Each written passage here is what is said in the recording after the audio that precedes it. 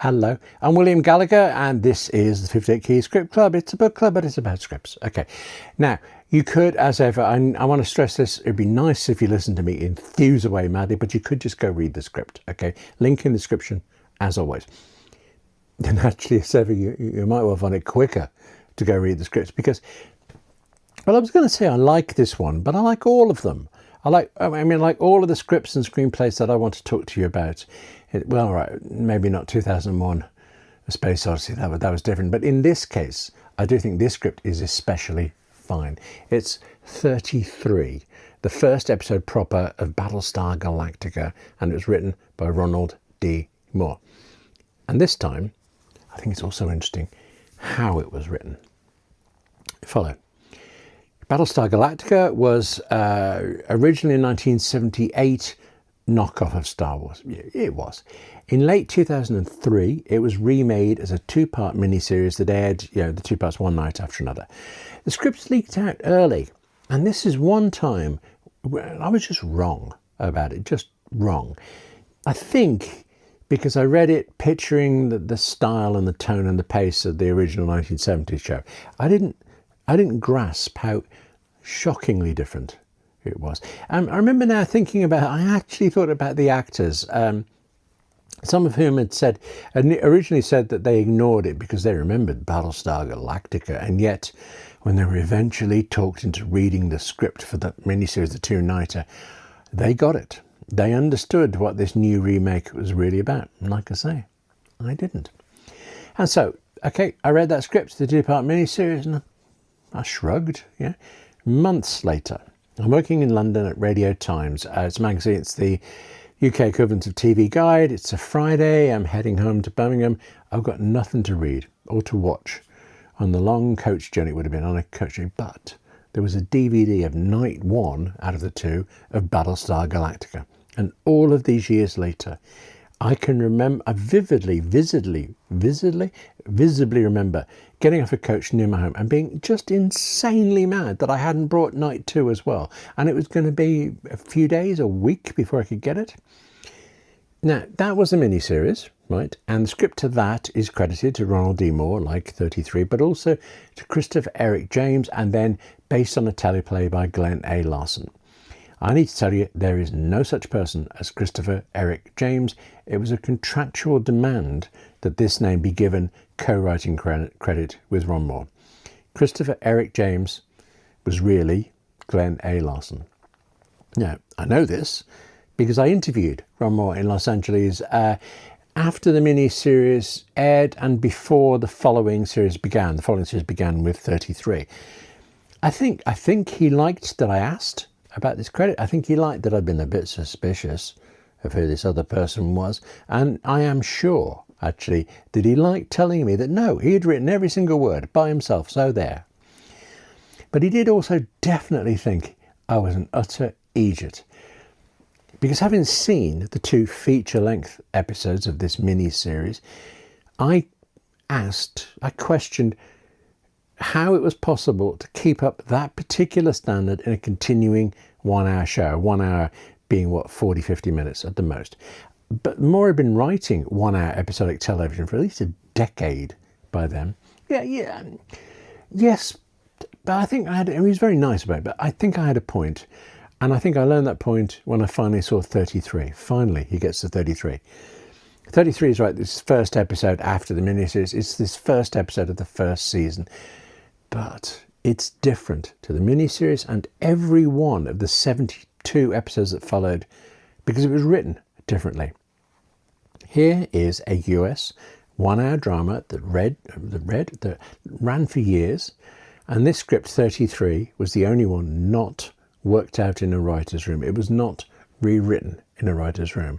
It was Ronald D. Moore just writing to see what happened next. I'm actually not sure now after all this time whether he said he didn't even have an outline for it, but it was unquestionably more free in its writing than anything else around it. Less controlled, maybe that's the phrase. And there's a reason, though. Night one of the miniseries, right, it did well.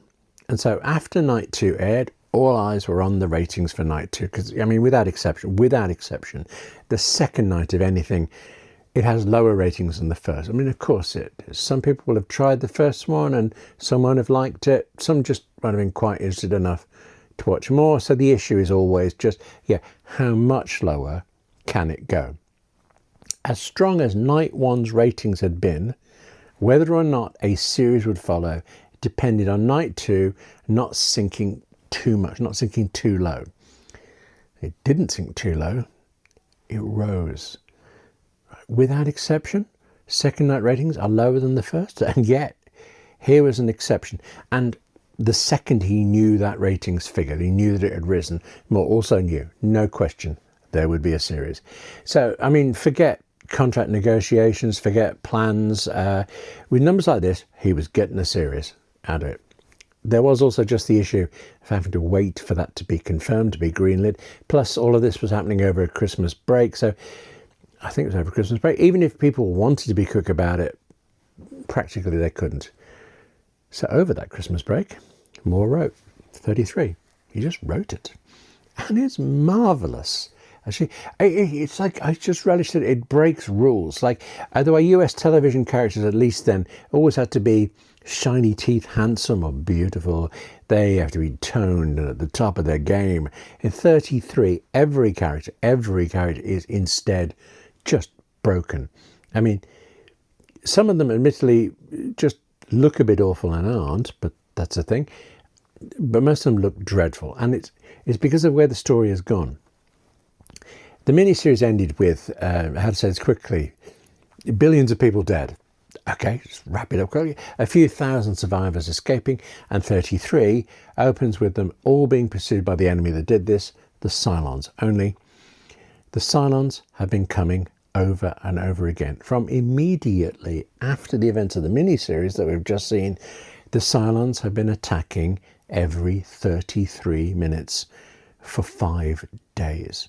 We join characters at their absolute lowest, and it's fantastic. I mean, I said the characters look bad, and yeah, watch the show. They do, but it's also, you see it on the page. It's right there on the page too. It's right there how these people are suffering and the intensity of it. It's mesmerising.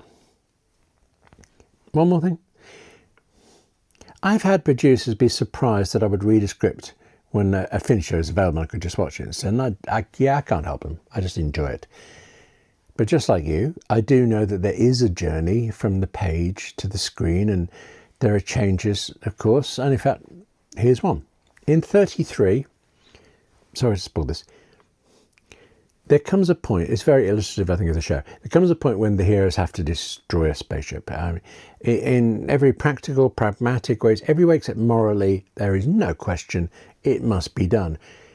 But in the script, there are passengers on that ship. 1,200 people will die if the characters do what we have been led to believe they must. If you watch the aired version of 33, but maybe not too closely, you'll see that there's at least a hint, there's a suggestion, a touch that the ship is in fact empty. I mean, I believe I'm remembering this correctly, that it was a network requirement that the heroes don't kill 1,000 people in episode 1, please. And you could see why they'd say that. You could see why they'd demand that. But as I say, in the script, there are all of these people.